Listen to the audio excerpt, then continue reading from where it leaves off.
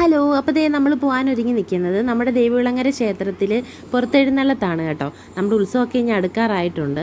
അപ്പോൾ പുറത്തെഴുന്നള്ളത്തെന്ന് വെച്ചാൽ അമ്മ എല്ലാ കരകളിലും പറയെടുക്കാനായിട്ട് പോകുമ്പോഴത്തേക്കും അതിന് മുമ്പായിട്ട് നടത്തുന്ന ഒരു ചടങ്ങാണ് പുറത്തെഴുന്നള്ളത്തെന്ന് പറയുന്നത്. അപ്പോൾ നമ്മൾ കാണാനായിട്ട് വന്നിട്ടുള്ളതാണ്.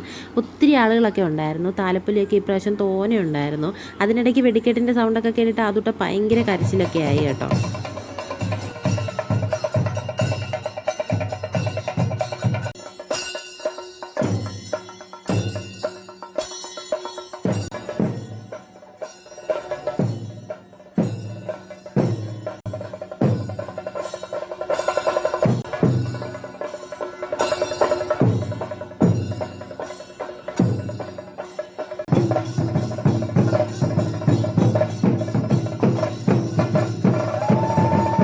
അങ്ങനെ അമ്മ പുറത്തെഴുന്നള്ളി 2-3 ദിവസം കഴിഞ്ഞിട്ട് ഒന്നാം കരയായ നമ്മുടെ കരയിലാണ് പറയെടുപ്പ് ആദ്യമായിട്ട് തുടങ്ങുന്നത്.